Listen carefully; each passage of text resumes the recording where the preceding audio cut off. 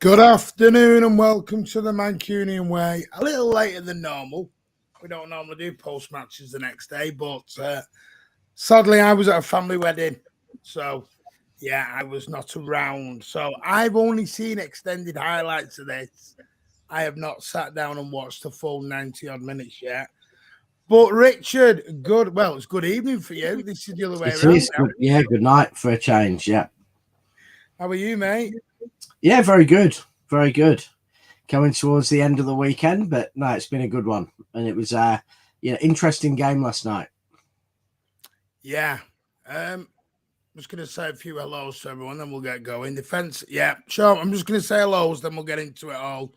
Afternoon, Charlotte. Are you still in Tenerife, mate? Hope you're having a good one. Adam Quinn's in. Good afternoon.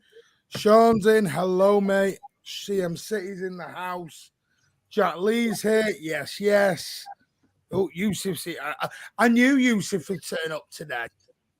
You just knew. I've never seen Liverpool fans flip-flop the way they did yesterday when they won 9-0. Quite funny. Bless them. Charlie, Muddy Ducks put Charlie written in the stars. The guy is a beast. Yeah. Dale Brennan's here. I've not seen you in a long time. How are you, mate?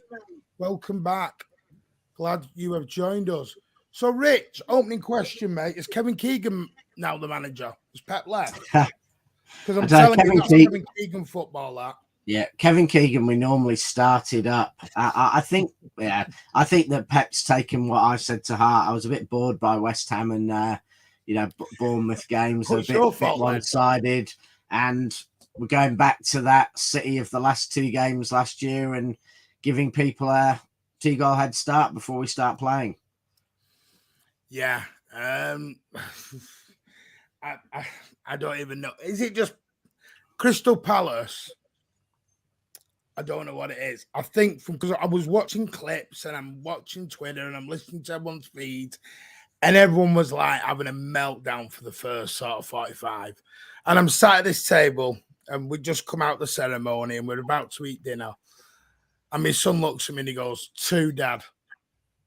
I'm like, oh, we're 2-0 up. No, we're 2 down. And I just sort of looked at him and went, yeah, it's Palace. Kind of knew it. Kind of knew that one was coming.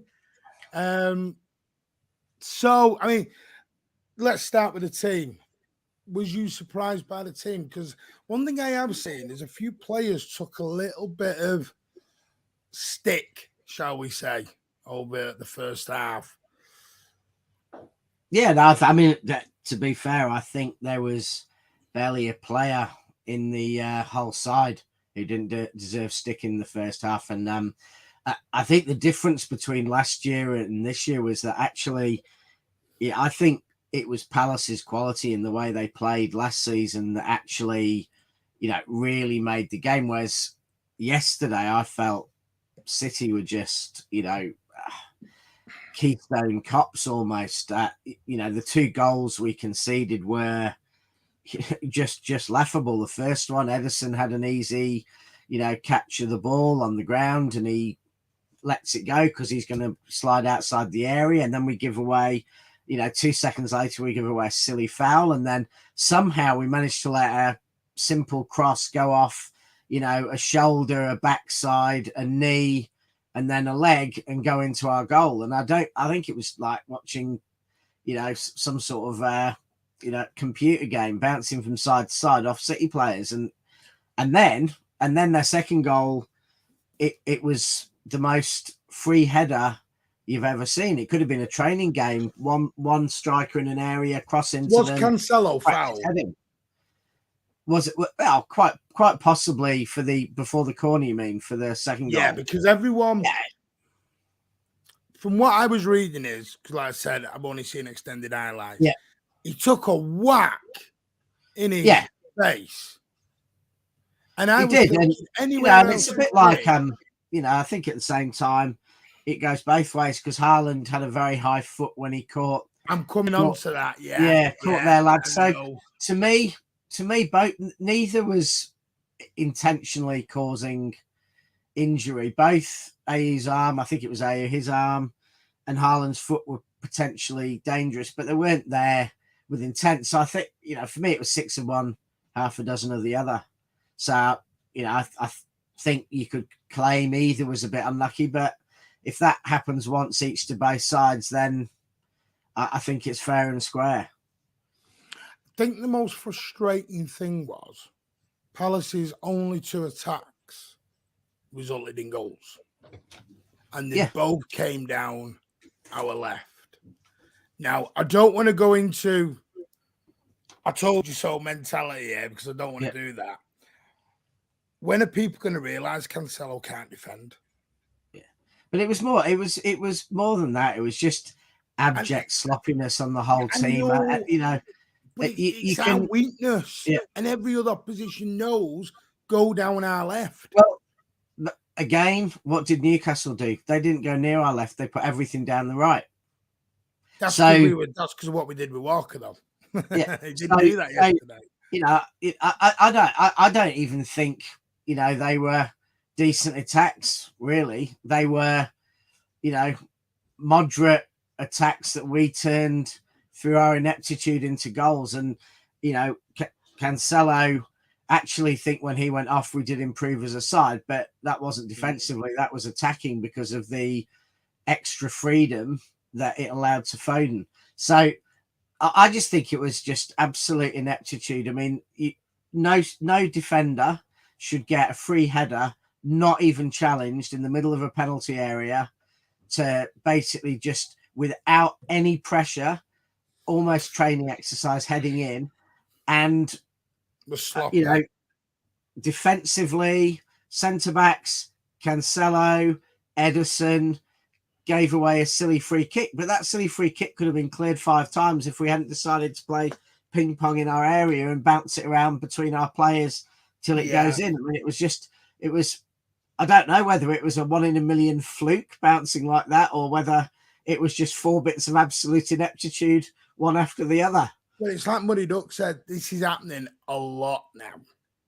We're falling behind, like you said, to really slop it. If you look, I mean, this is going to sound so bitter and I don't mean it in bear, and I'm not trying to, but if you look at the goals we concede a lot of at the moment, it's a little bit of our own doing. Like you said, we could have cleared, we could have got rid.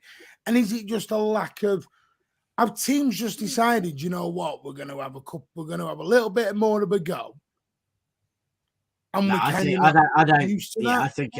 think it's always been like that. I just think they're not quite back on their game yet. I don't think Diaz has got his form back to where it was before his big injury last year. I think he's not been. And you know, the interesting one yesterday, because I really thought it changed throughout the whole game, is, to me, in the first half of the game, Stones didn't look very happy. There was no really positive body language like we had when he was in form last year. He was uncertain. You know, he should have given a penalty away against Newcastle, I think, or although it was played for by the Newcastle player. But under the rules of the game, you know, even though he was under the rules of the game, Rich, Trippier should have gone. Yeah, and then yesterday, Stones is just kind of looking round at the header going in. It's almost like, I might jump, I'll just look round and watch this guy behind me head it. And, you know, whether that was his man or whether it was, you know, players behind, it was just sloppy. But the one thing I noticed with Stones more than anyone else at the back, and possibly Walker, is second half, Stones' body language changed. He started to be more confident with his passing. And by the end, in the first half, he looked like a timid schoolboy. And by the end of the game, he was like chest pumping Pep at the end of it, and you know, really looked far back. And even offensively in the second half, he looked more like the Stones of last season. So Walker, you know, he again stopped trying to be a playmaker second half, and he started improving. So I just think generally, you know, we just got those. I don't know whether they all had a big shouting match at half time and whether it was like Joe Royal's Stoke City punch up or something, but it was just really dead. There was no enthusiasm. I'm loving these old little things. No enthusiasm, no nothing first half, and then you come into the second part of the game, and around the 48th minute, the game just changed. Well, he changed it completely, didn't he? Like you said, Cancelo goes off. Somebody else goes. Interestingly, it changed. I think it was the 48th or 49th minute. Pep goes to the bench. So he's going to make subs less than 5 minutes into the second half. And almost immediately, Bernardo made a couple of quite dynamic, slightly more aggressive runs. Mahrez had been his normal Mahrez self, but Bernardo just made them a bit more directly into the box. And then we actually scored before the subs came on. But Bernardo did that. The subs came on, and that moved Foden back a bit because Cancelo went off. Foden kind of came back from being... Yeah, but Foden came back slightly from the position we were playing in the first half. And suddenly Bernardo started to be on fire. He got the energy going. Foden followed him. Stones followed him and really started to, actually start to play from the back in confidence. And the whole team became more direct aggressive. And the other one I'll call out is Alvarez, who he came on and he's like, he's like Tevez, but with, David Silva's, face and personality or something, in that, he's nothing like Tevez. He's not an ugly street fighter, but he runs like Tevez. I was watching him at one point running forwards and backwards 3 times on the right and then suddenly sprinting off to the left of the pitch. And he was involved in, I think the, second and third goals with a header to set up Phil to cross to Haaland. And then he put the pass away for, the second assist for the third goal. So he got involved and we just looked at an energetic, dynamic side. But the first half, we just looked, I don't know, slow, lethargic, not particularly confident. Well, it's funny. He brought in Alvarez, and I will see, was it Mahrez and Cancelo that went? Yeah. I'm going to say this. I really hate to go in on this guy. Riyad Mahrez. Help me to understand, Rich, why he's in the team at the minute. What has he done to deserve starts right now? Because right now I'm looking at him and he's gone right back to 18 months ago, where he's so predictable. Yeah. Like if you look at Mahrez in the Champions League, he's quick, he can be sharp, he has pop. In the Premier League at the minute, he's just doing bang average what he's done 18 months ago. He's sort of gone backwards a bit. Yeah. He just lacked the bit of aggression, the bit of directness that Bernardo and Foden, showed. And Foden in the first half was doing my head. And I mean, he must have been tackled dispossessed about 5 times by Jordan Ayew. And I don't remember Jordan Ayew being the world's top right back or anything, but he kept dispossessing Foden, and I'm like, what's going on here? Even Bernardo let a few really simple passes go astray in the first half. They just weren't on it. But putting effectively putting Bernardo up into Mahrez's role, and effectively then almost bringing Foden back a bit and letting Alvarez, it looked like he was coming on to play kind of Foden's left-hand role, but to be honest, Alvarez was all over the shop. He was, he was popping up on the right, on the left, in the middle. So he was quite free. So and Foden was kind of then partly playing his role for the first half, but also coming back into the space that Cancelo had. So Foden had a lot more freedom, and we just started to click. And I think the difference between the Palace game away last year, where it wasn't dissimilar. We weren't great in the first half. Second half, we should have scored about 6. The difference is now we have this elite, speedy, beast, Marvel, Disney striker who Norwegian machine who can get those goals. And you look at it, and that just makes the difference. Makes me laugh. Is last season we lose that game for me. Probably. If that You know, game is last season, I think we lose it. It reminded me of the game away at Palace in a way, in that we were the better side. Like Palace didn't really deserve to be 2 up. That was just, that was our sloppiness. This is where Haaland comes in. If you've got a game, and everyone was saying, I mean, I heard it all, I was reading it all out time. Haaland's quiet, Haaland's not doing anything. You've got on mute. I know, I've just noticed, sorry. Yeah. And then what happened was, it's because I'm throwing my arms around a bit the wire. And then what's happened is, and then Haaland come to life. And if you look, and them goals were all so different. You've got the header. You've got the tapping from 3 yards, which, by the way, from what I've seen, looked like Stones had sort of mishit the shot. But you've got to be there. Listen, let's not play Stones played that pass. Don't give me. No, but it wasn't. But Stones wouldn't have been in the position to make the missed shot in the first half of the game. But Stones was there because he'd actually started showing a bit of the footballer he is. Yeah. So, and then the third goal of his. Wow. The ball comes in. He has defenders around him. He shrugs them off like they're children. Yeah. And just goes bang. And the goalkeeper just, see ya. I'm not even. It was interesting watching Michael Owen talking about that goal. And he was just in awe of it because he's basically, you've got 15 stone centre back putting all their pressure on you.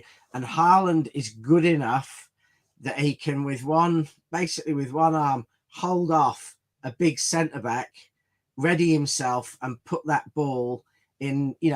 He's probably got a 2-foot gap. He's probably got half a second to hit it, and he's got to get power on it. And there's a defender coming the other way, and he was able to do it. And that was, that was something I'm not sure I've ever seen a City player do that, because it's kind of different to what Aguero used to do for us. He'd have been a bit more explosive, come in and get a goal maybe, but the way Haaland scored that was incredible. It was really incredible. I think Aguero could finish that. I don't think Aguero gets through the defenders. In a different way. Yeah, I don't think Aguero gets through those defenders. I think those defenders bully Aguero out at the beginning. I think Aguero would have scored a goal, but he'd have done it in a different way. It's low he wouldn't have. He's got to have a little bit more space. Haaland is literally. Yeah. I mean, what do you do with the fella?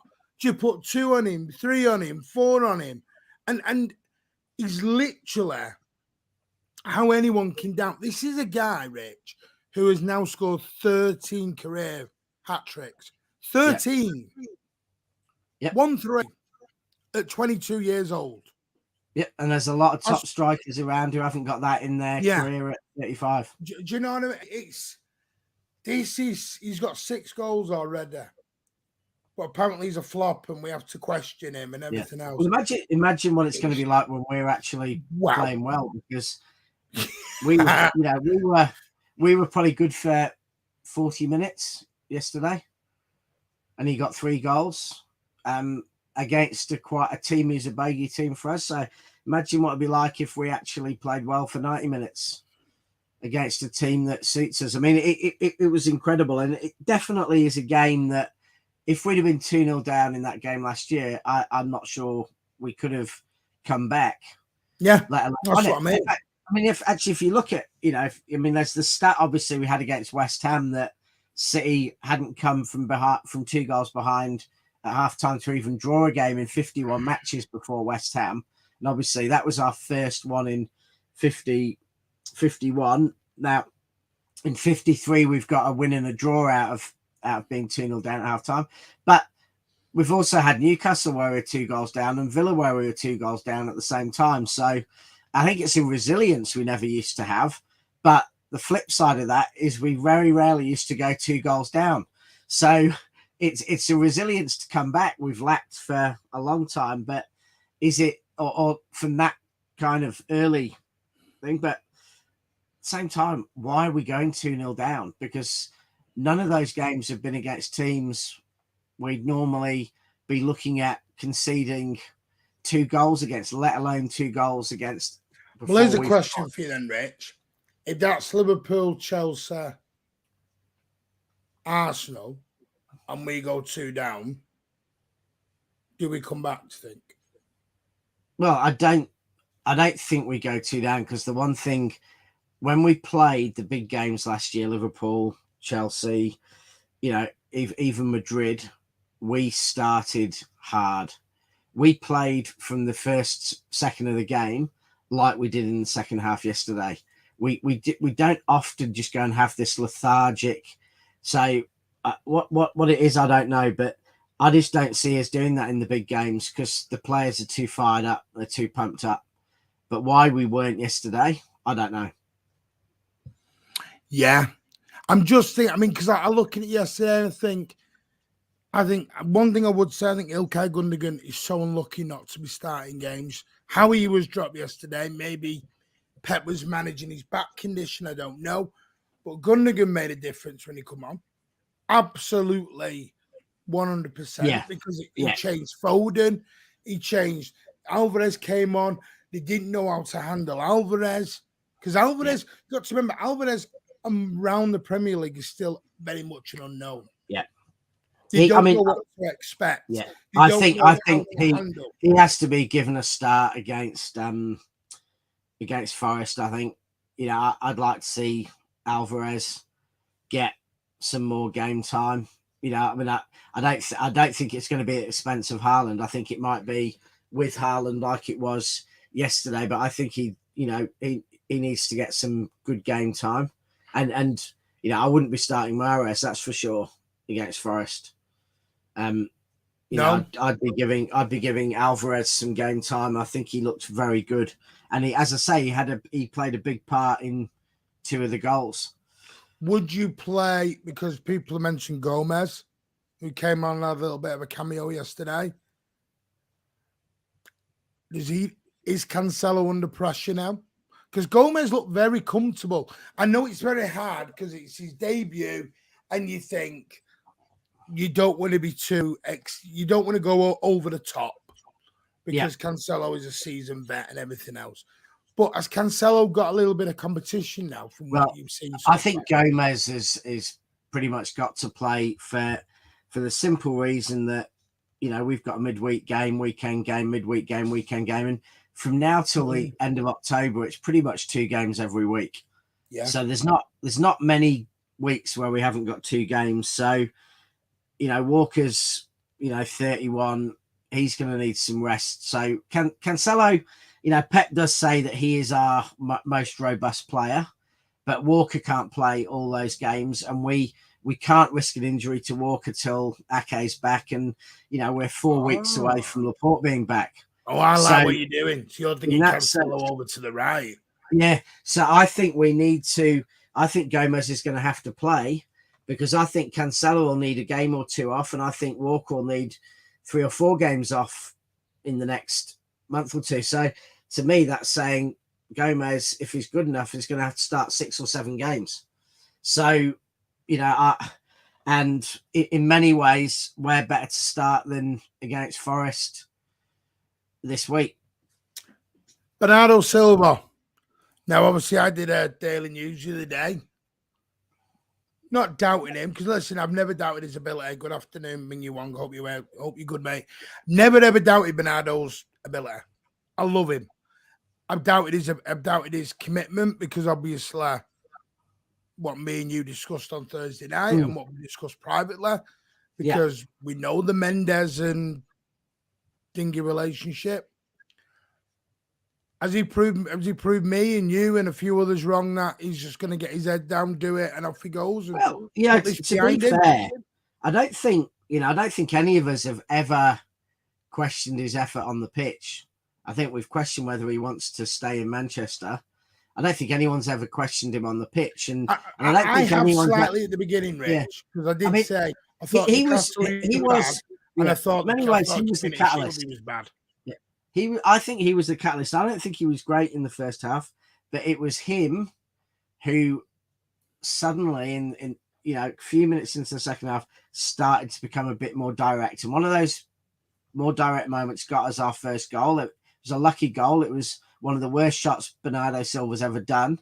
And, it got a nice deflection off Schlupp. But Still in. but the fact is, he actually ran in, got past a few players, and had a go. And that's what Mahrez hadn't really been doing. Mahrez had been beating him and going wide. He'd put in a few crosses, a couple of which had been a bit unlucky, but he hadn't gone direct. And I think as soon as he went in and he went direct, that started to lift the players around him a bit. And, Gundogan came on and he brought some better passing and better fluidity into midfield. And Gundogan, to me, more than De Bruyne, looks like the one who's really picking out Haaland and really looking for that pass. Yeah. So Gundogan added that to the game. And I think, it was Bernardo was a huge part. I'd say more than anyone, he was the player who changed that momentum for us. So, can't fault him for that, because if he hadn't done that, no one else had grabbed the game by the scruff of the neck. And one player doing that and then the subs changed everything. Yeah, I was... Listen, we can sit here and go on about who was bad, who is this, because listen, people say Kevin De Bruyne had an off day again. I know, but the thing is, what we've got now for me, if you get a Kevin De Bruyne who has an off day, you can get Bernardo who comes in. You've got Gundogan who's now there. If you've got Mahrez having an off day, you can bring in Alvarez. If you've got this, you've got Haaland. So what you've got now is different choices where you don't need just one or two at 100% all the time. You've got, what we need is people to pick up that slack. So if you see someone not quite at it, I mean, it's like you were saying, Pep yesterday was pumping everybody up as he was going, because he was fuming at 2-0. You could see he was angry. He was like, what's going on here? Because I think he said himself, it's stupid stuff. Yeah. It's sloppy stuff. We're not getting beat by wildy goals at the minute. We're putting ourselves under this.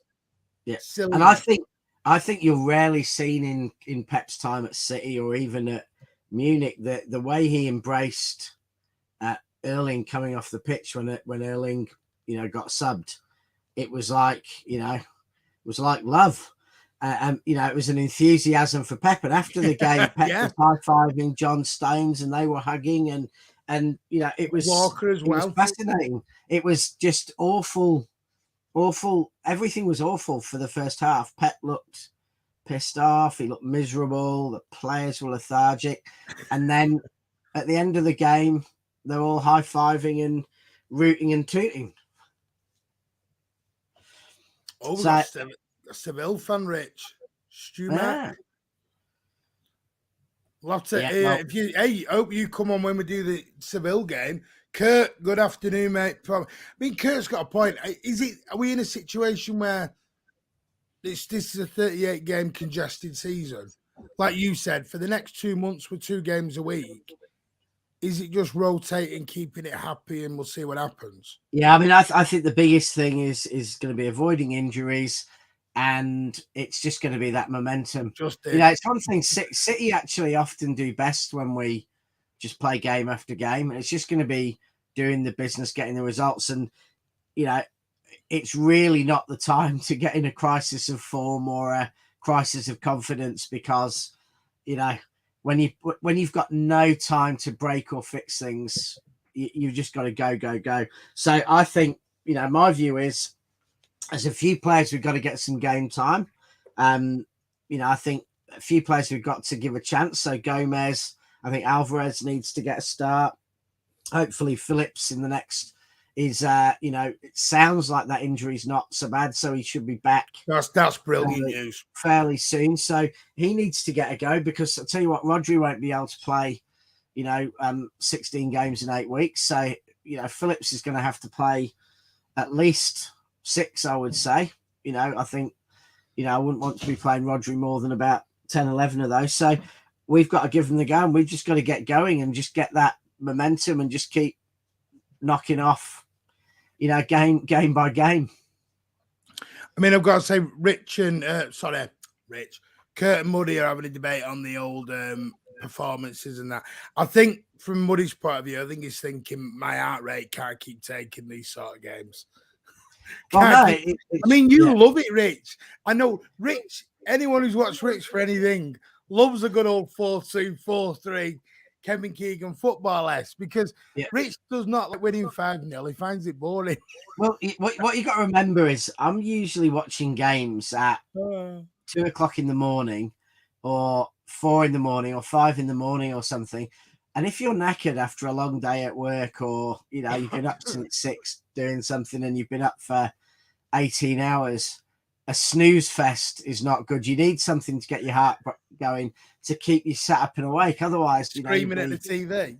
Next thing you know, you'll be fast asleep on the lounge and wake up at 9 o'clock the next morning wondering what the score is. So, no, I like to be entertained. I like the difference between Newcastle and Palace was when we went down to Newcastle, I felt that was down as much as anything to Eddie Howe's coaching and Newcastle's good players.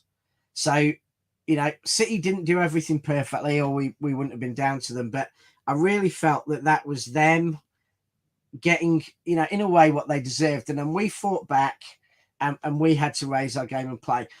I wasn't happy being 2-0 down against Palace, because Palace hadn't actually, as much as the narrative will be, it was Palace, the bogey team, they've done great.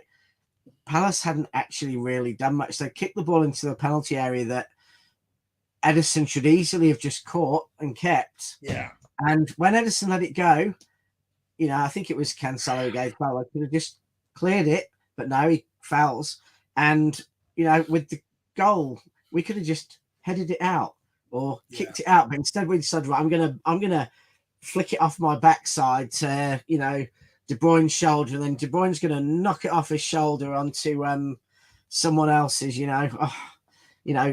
and then it's going to go off the knee onto Stone. It was just silly. So we're going to wrap up in a moment, because one thing we're going to do is we're going to keep these post matches a bit shorter. What we want to know is we're going to do a Nottingham Forest preview while we've got Rich. Do you want us to do it live after this one? So we'll end this, come back, and we'll do a Nottingham Forest preview. Or do you want us to record it and we can put it out later on this evening? So just put us in the comment, recorded or live. That's all we need to know. If it's live, we'll come back in 5 minutes live with a Notts Forest preview. If not, we'll record it and bang it out tonight. Just before we end then, while people let us know what they want to do. Kurt's make a good point, and I banged on about this, about sod thinness. Only 3 senior players on the bench yesterday, and one of them was a goalkeeper.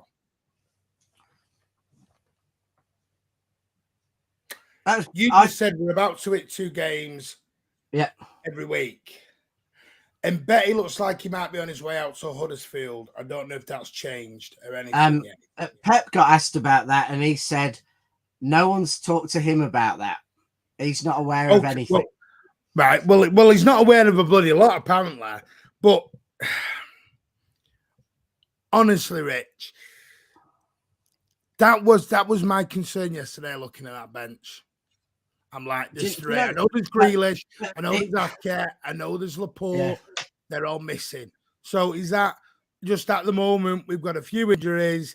Never mind. Get back on the horse. But in 2 weeks' time, we'll have a full bench of superstars back. Do you know what? And I think this will really divide City fans, big time. And probably in a way, I'm in the minority of this, but I am more than happy as having 6 or 7 kids on the bench.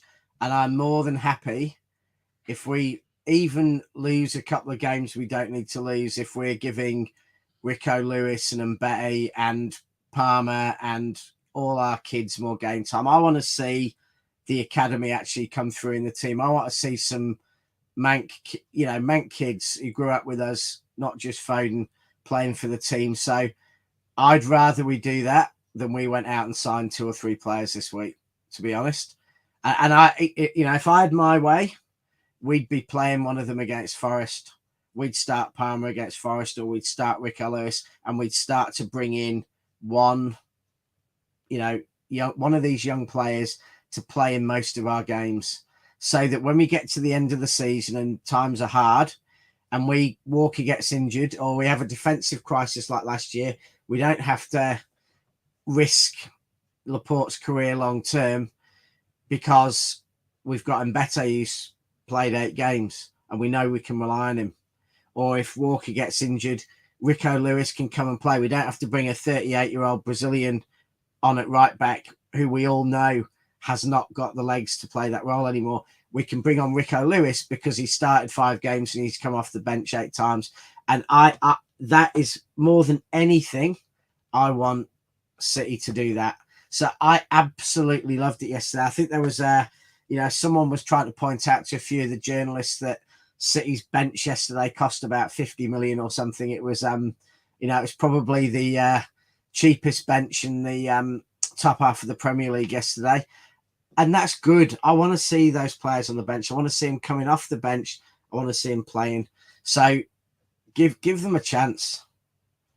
In some ways, I'd even take a season of not winning the league if it meant 3 or 4 of our youth team coming through and playing a big part in us winning the season after.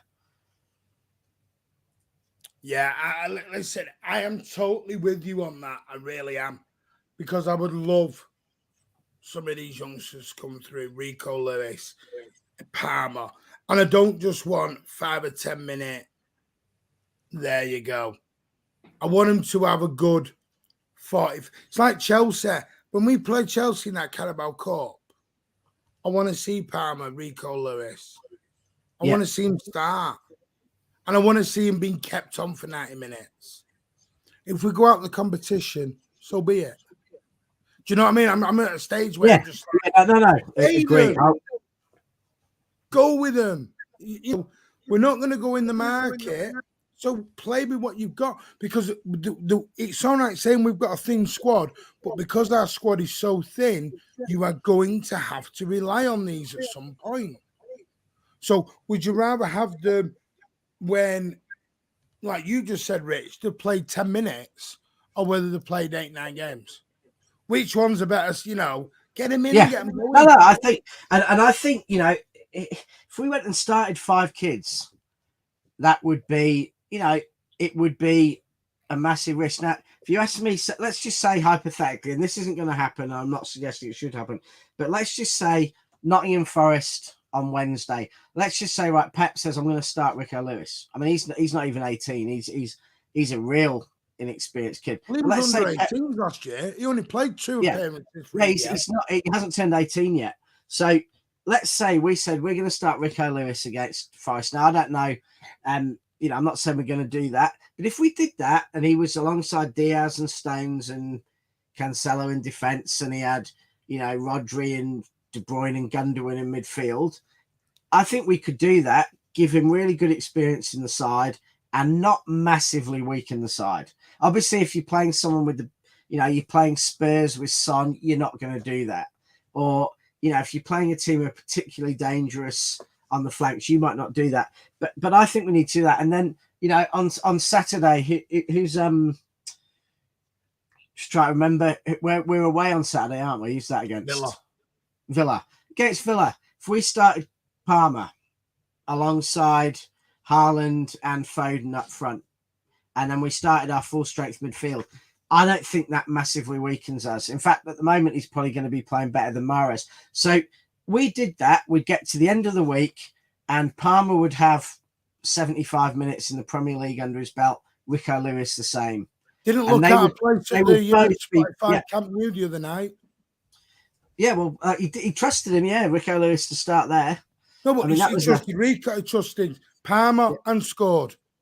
Yeah, and it was good to see. I think it was it out? Rico Lewis, I was watching the highlights, and it was only about a minute in. He clattered one of their Spanish internationals nice and early as well. He went through the back of Jordi Alba. That was Jordi Alba, wasn't it? He just went clang, Have that. This is a 17-year-old lad who gives not two shits to go through the back of a and that's what I'm saying. Spanish And that's international fullback. And that is what I would like to see us do. I would like to see us every game, or not against Liverpool, not against Chelsea. No, Rico Lewis thought he was playing FIFA, Rich. Yeah. He thought, I'm going to clang him here. Here I go.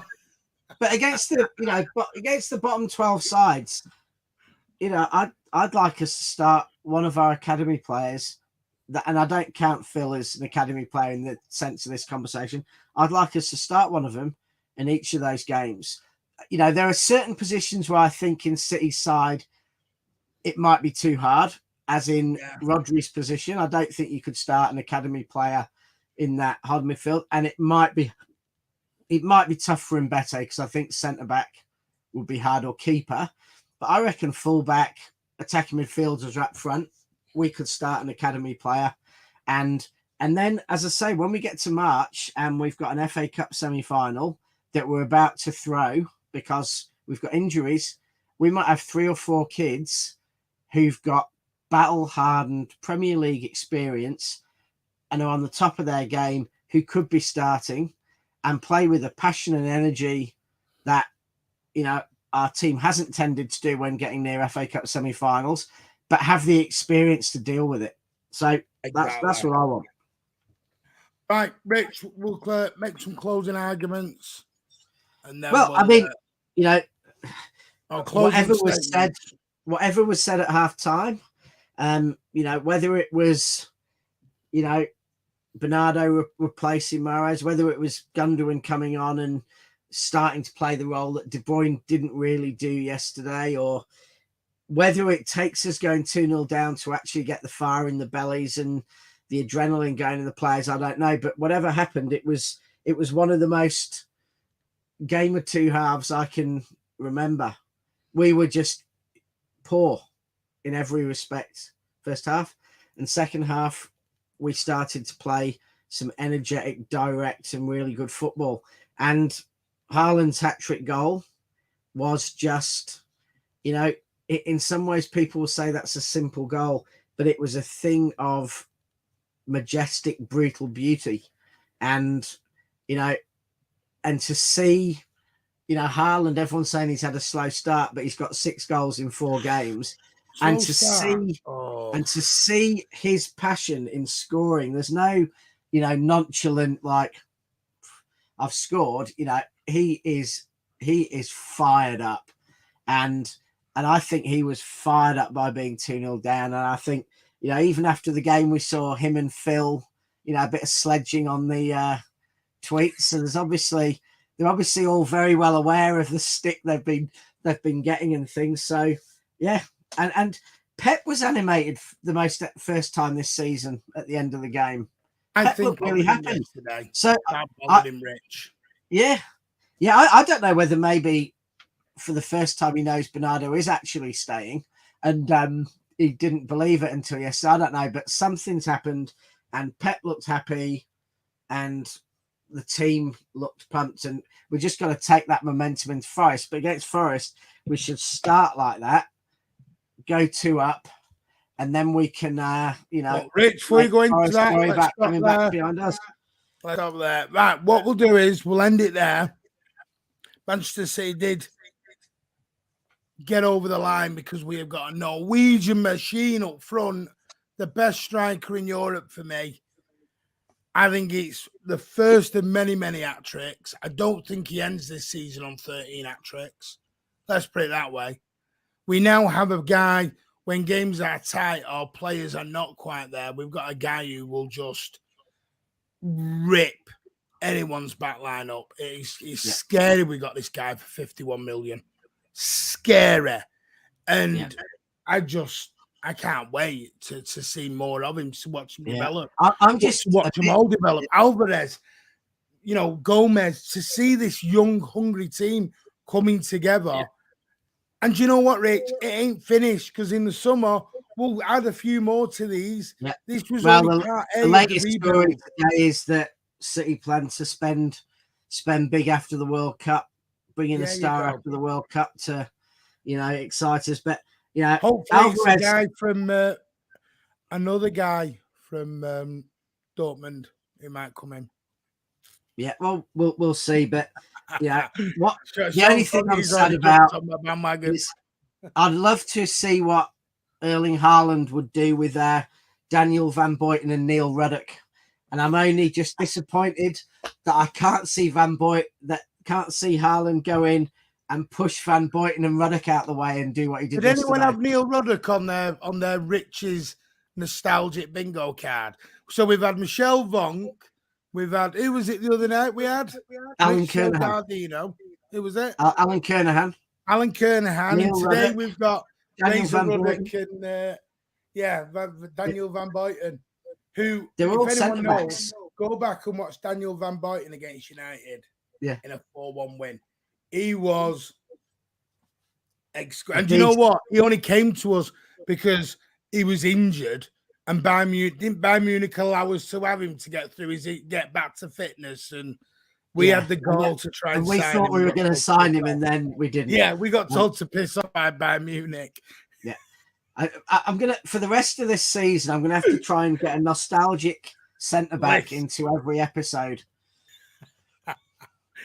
Right. Well, thank you all for joining us. Manchester City, yes.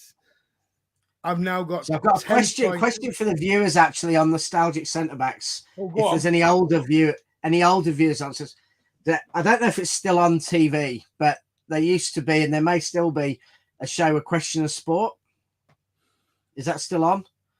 No, I think it's ended now. I mean, I haven't watched it for ages. Back in the day, back in the day when I was a kid, it used to be Bill Beaumont and Emlyn Hughes as the thing, and a City defender was once on as a mystery guest, and he was a bit of an artist in his spare time. He liked to do things, and he was painting pictures in the nursery for his kids.